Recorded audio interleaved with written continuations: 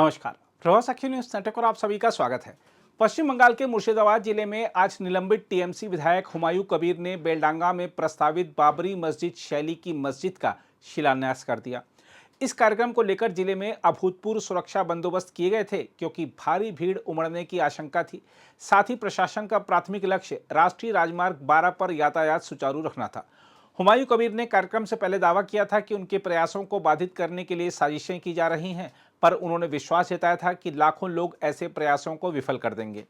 उन्होंने कहा कि यह समारोह शांतिपूर्ण होगा और संविधान उन्हें पूजा स्थल बनाने का पूरा अधिकार देता है। आयोजकों के मुताबिक 2 काजी सऊदी अरब से विशेष काफिले में शामिल होने वाले थे और करीब 3 लाख लोगों की संभावित भीड़ के मद्देनजर 3000 से अधिक स्वयंसेवकों तथा लगभग 3000 पुलिस कर्मियों की तैनाती की गई थी। बताया जा रहा है कि कार्यक्रम के लिए विशाल मंच, भोजन, लॉजिस्टिक और सुरक्षा समेत कुल खर्च 60 से 70 लाख रुपए तक आया है। हम आपको बता दें कि हुमायूं कबीर, जिन्हें हाल ही में पार्टी के लिए बार बार शर्मिंदगी पैदा करने के आरोप में टीएमसी से निलंबित किया गया था, इस कार्यक्रम के माध्यम से एक राजनीतिक ताकत का प्रदर्शन करते दिखाई दिए। उन्होंने कहा कि बेलडांगा में केवल मस्जिद ही नहीं, बल्कि अस्पताल, शैक्षणिक संस्थान और सभी समुदायों के लिए गेस्ट हाउस भी बनाया जाएगा। देखा जाए तो मुर्शिदाबाद में बाबरी मस्जिद शैली की मस्जिद का शिलान्यास अपने आप में केवल धार्मिक कार्यक्रम नहीं है, यह एक राजनीतिक संदेश भी बनकर उभर रहा है। हुमायूं कबीर जिस तरह भीड़, बाहरी धार्मिक नेताओं, विशाल खर्चे और टकराव भरी भाषा का उपयोग कर रहे हैं, वह स्पष्ट रूप से आग से खेलने जैसा है। सांप्रदायिक विभाजन की जमीन पर लोकप्रियता की इमारत खड़ी करने की कोशिशें भारत जैसे विविधतापूर्ण देश के लिए अत्यंत खतरनाक हैं। साथ ही यह सवाल भी उठता है कि आखिर हम किन प्रतीकों को आगे बढ़ा रहे हैं। जब किसी मस्जिद को बाबरी मस्जिद शैली या बाबर के नाम पर स्थापित करने की बात होती है, तो यह केवल स्थापत्य शैली का मामला नहीं रह जाता, यह इतिहास के उन पन्नों को कुरेदने का प्रयास बन जाता है जो आज भी समाज में संवेदनशीलता रखते हैं। बाबर, जो एक मध्यकालीन आक्रांता था और जिसकी सेना द्वारा मंदिरों के विध्वंस के उल्लेख इतिहास में दर्ज हैं, उसके नाम पर मस्जिद निर्माण की जिद करना क्या हिंदुओं को यह संदेश देने का प्रयास नहीं है कि हम उस ऐतिहासिक पीड़ा के प्रतीक का महिमा मंडन करेंगे?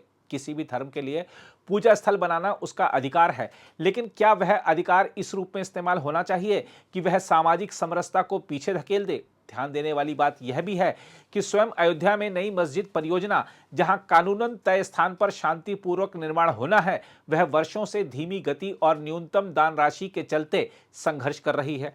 इससे यह प्रश्न और तीखा हो जाता है कि वास्तविक उद्देश्य हुमायूं कबीर का क्या है। हम आपको बता दें कि इंडो इस्लामिक कल्चरल फाउंडेशन के अध्यक्ष जफर फारूकी ने स्वीकार किया है कि अयोध्या में मस्जिद निर्माण के लिए अनुमानित 65 करोड़ रुपए की तुलना में अभी तक केवल 3 करोड़ रुपए के आसपास ही धन संग्रह हुआ है।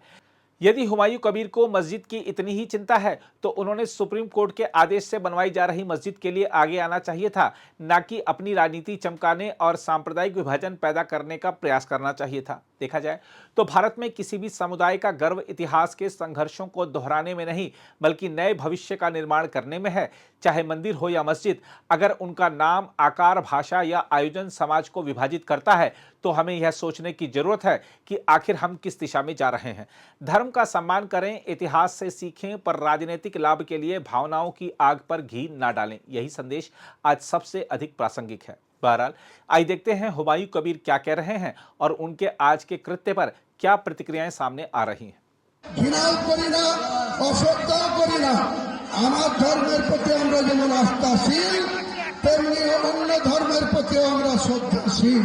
কিন্তু কেউ যদি মনে করে থাকে মুর্শিদাবাদের মাটিতে উত্তরপ্রদেশ থেকে এসে মধ্যপ্রদেশের প্রাক্তন মুখ্যমন্ত্রী বলেছে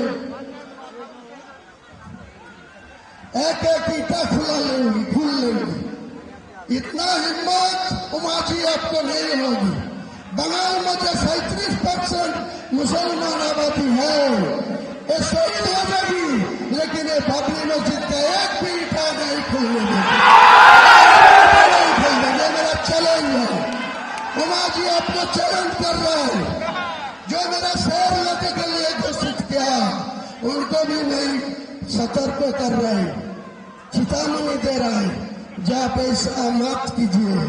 अब हुमायूं कबीर को केसक के ऊपर से नहीं कर पाएगी।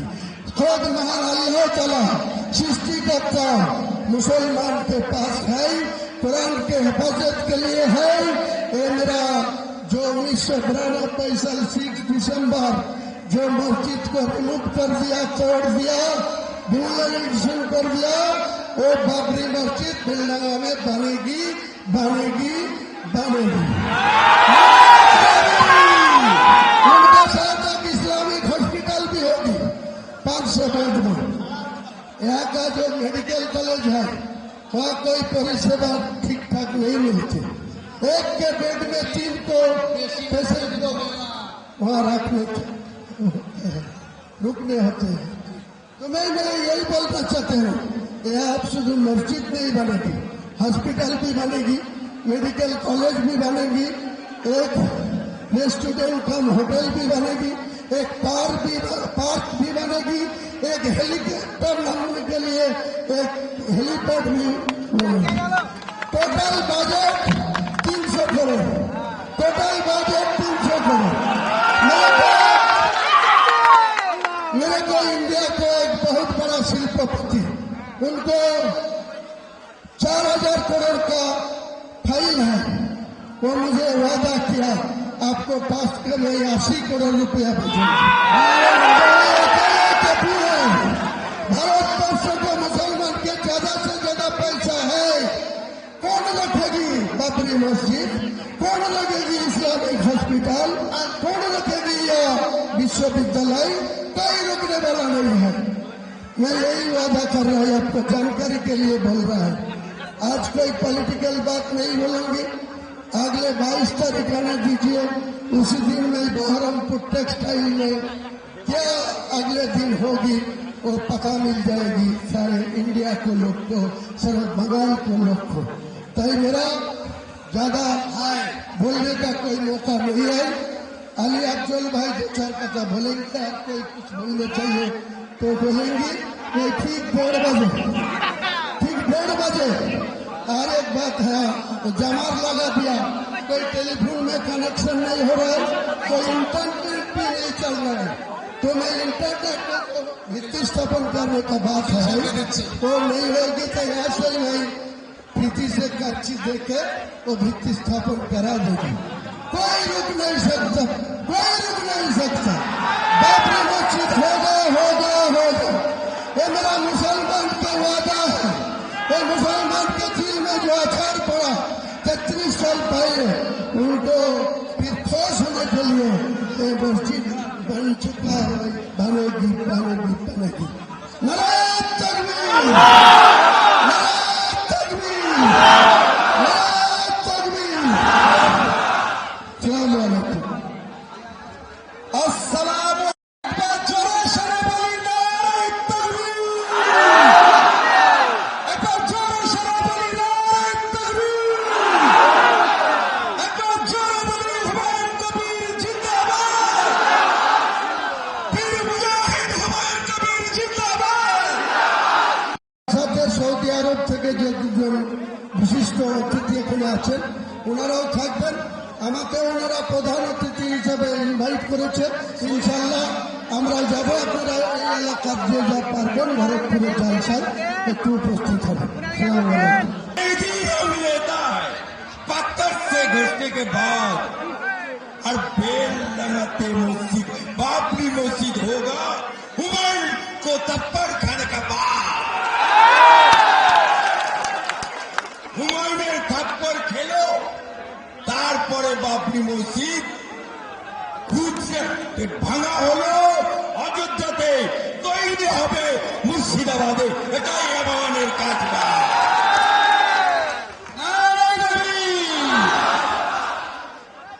আজকে হুমায়ুন সাহেব তাকে একটা দল থেকে ওনার গলায় শিকল পরানো ছিল, উনি নড়তে পারছিলেন না, চড়তে পারছিলেন না। 4 তারিখে শিকল খুলে দিয়েছে। এরকম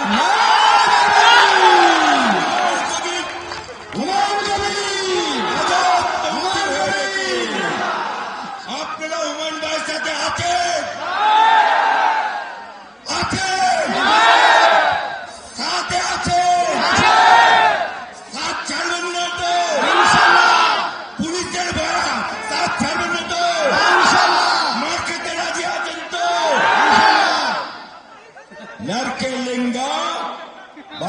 মসজিদ। আমরা হাইকোর্টে যখন মামলা করে হুমায়ুন ভাইয়ের বিরুদ্ধে 10 নম্বর ওনাকে 21% রেখেছিল, সেই মামলাতে মামলা করেছে কে? মুসলমান। অর্থাৎ আমাদের ভেতরেও মুনাফেক আছে, আছে কি না? আছে কি না? সেই মুনাফেক মামলা করেছিল, हाईकोर्टे धक्का दिए, किंतु जो हुमायूं को टकराएगा वो चूर चूर हो जाएगा। हुमायूं से जो टकराएगा वो चूर चूर हो जाएगा। हुमायूं से जो टकराएगा हुमायूं से जो टकराएगा चूर चूर हो जाएगा। এই বেলডাঙ্গাতে বাবরি মসজিদ ভিত্তি স্থাপন হয়েছে, এটা টেলার হচ্ছে, पिक्चर अभी बाकी है, पिक्चर अभी बाकी है। देखिए, आज 6 दिसंबर है। बाबा साहब जिन्होंने देश को संविधान दिया, उनकी पुण्यतिथि है। आज संविधान को भी याद करने का दिन है और संविधान ने सबको बराबरी दी है। आज बाबरी को याद करने का दिन नहीं है, बराबरी को याद करने का दिन है। भारत के मुसलमानों को बाबरी नहीं चाहिए, बराबरी चाहिए। और बराबरी सबका साथ, सबका विकास, सबके विश्वास के रास्ते पे दिया जा रहा है। लेकिन ममता बनर्जी अपने एमएलए से पहले बाबरी मस्जिद बनाने का ऐलान करवाती है, और जब रिएक्शन हो जाता है हिंदू समाज में तब उसको बाहर कर देती हैं, मीर जाफर बता देती हैं। ये चलेगा नहीं, चौलवे ना। देखिए, हुमायूं कबीर पब्लिसिटी चाहते हैं। पहले वो ममता बनर्जी और टीएमसी के उकसाने पर उन्होंने बाबरी मस्जिद बनाने की बात की। भारत में अब कोई बाबरी मस्जिद के लिए स्थान नहीं है। कहीं भी कोई मस्जिद बनाए, कोई रोक नहीं है भारत में। लेकिन कोई बाबर के नाम पे बनाएगा तो लोगों का गुस्सा जायज है। भारत के मुसलमानों के लिए आज भारत से अच्छा देश नहीं है, भारत से अच्छा संविधान नहीं है जो सब हक देता है। तो मुसलमानों को बाबरी नहीं, बराबरी चाहिए, जो हमारी सरकार दे रही है। हुमायूं कबीर ड्रामा करना बंद करे। देखिए, इस देश में बाबरी की कोई जगह नहीं है। भारत के मुसलमानों को बराबरी चाहिए, जो हमारी सरकार दे रही है, भारत का संविधान दे रहा है। सबका साथ, सबका विकास, सबके विश्वास के रास्ते पर देश चल रहा है। और हुमायूं कबीर वहां जिस तरह ईंटें इकट्ठा कर रहा है, वो बाबरी मस्जिद नाम से वो मस्जिद बना रहा है। अगर वो किसी आम नाम से मस्जिद बनाए तो किसी को एतराज नहीं होगा। लेकिन भारत की धरती पर अब कोई दूसरी बाबरी मस्जिद नहीं बन सकती। टीएमसी की सरकार को वहां पे एक्शन लेना चाहिए, क्योंकि इरादा मस्जिद बनाने का नहीं है, इरादा झगड़ा कराने का है।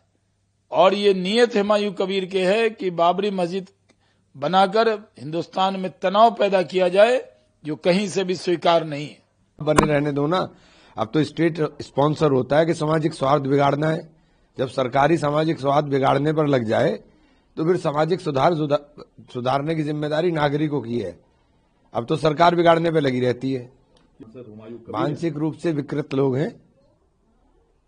हिंदुस्तान के अंदर मुसलमान को सुकून से रहने दें। जो काम भारतीय जनता पार्टी या उसके लोग नफरत फैलाने का काम मुसलमान के खिलाफ करते हैं, आप भी वही काम कर रहे हो। आप उससे अछूते नहीं रह सकते कि आपको कोई बुरा नहीं कहेगा। मस्जिद बनानी है, मस्जिद बनाइए, क्यों तमाशा कर रहे हो?